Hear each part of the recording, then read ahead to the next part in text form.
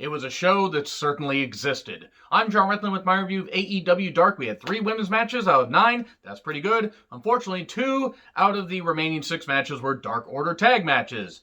Oh fucking dear, I hate the Dark Order, as many of you know. That being said, the show was just kind of there. I'm not against some of what they're doing, though they're still trying to continue the feud between Cody's Nepotism Project and Anna Jay. You know, Anna Jay, who has a bright future, and Cody's Nepotism Project, who is just there and making Stephanie McMahon's run in WWE seem great by comparison. So Excalibur and Taz on commentary, joined immediately by Shawn Spears, because Shawn Spears attacked Scorpio Sky's friend. You hurt my friend!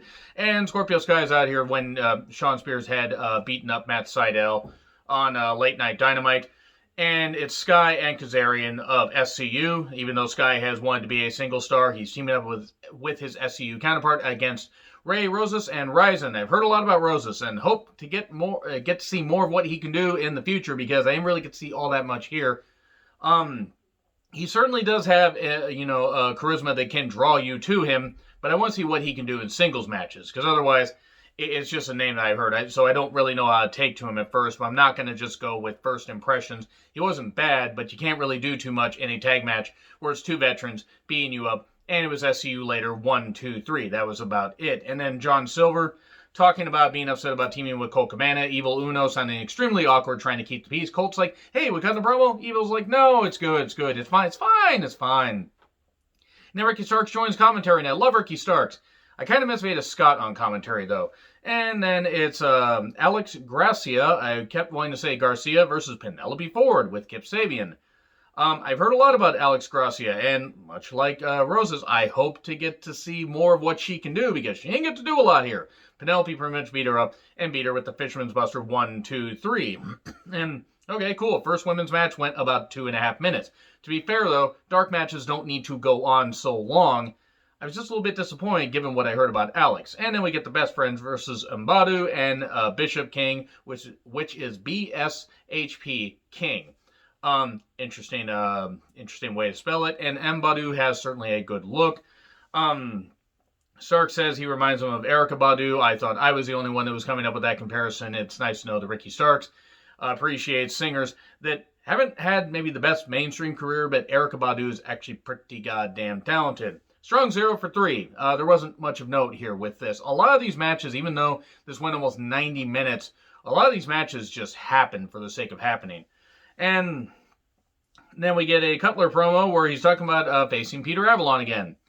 These are pre-taped, and this promo wasn't all that good, and that's unfortunate, because I think Cutler has something, but this just didn't quite work.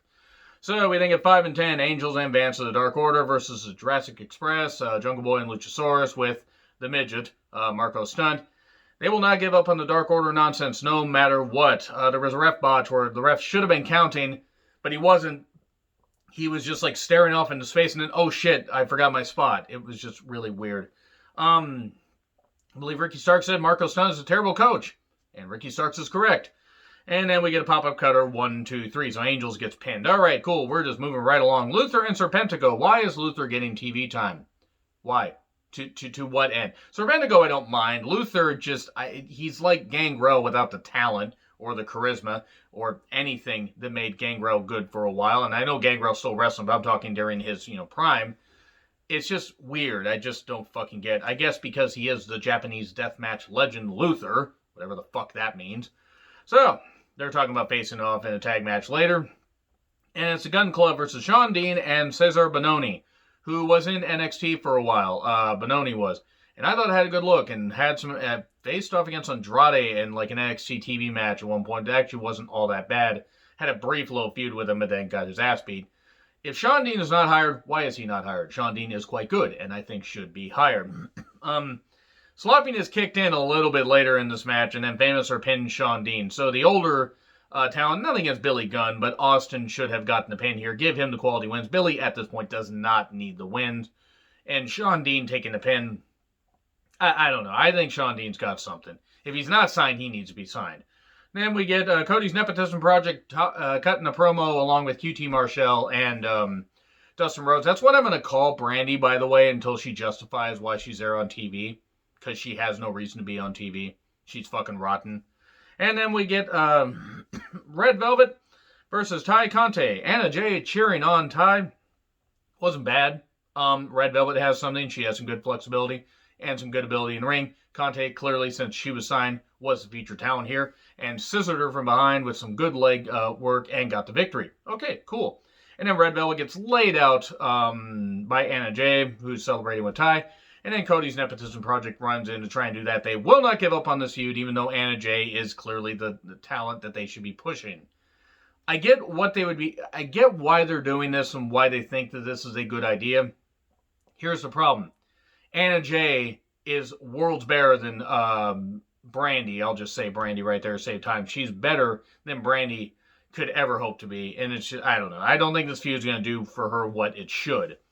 Then we get Griff Garrison and Brian Pillman Jr. versus Serpentico and Luther. They're called the Chaos Project. Cool. They're getting a team name. They are desperate to get tag teams featured, even though one member of the tag team is not very good. Okay, we get the streamers out from Serpentico in an attack.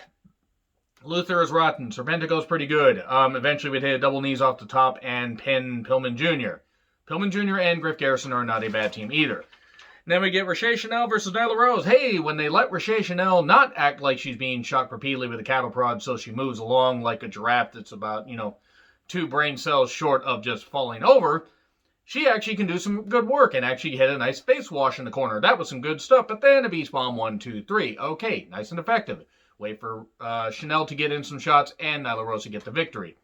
And then Natural Nightmares with Cody's Nepotism Project versus Silver and Cabana and Evil Uno. Another Dark Order tag, don't care. Cutter, pin Silver. I want to try and, I want to be clear here. I actually don't mind a lot of what AEW does. I think AEW's got tremendous ups. Their tag division's really good. Women's division's very lacking, even though they have some good talent.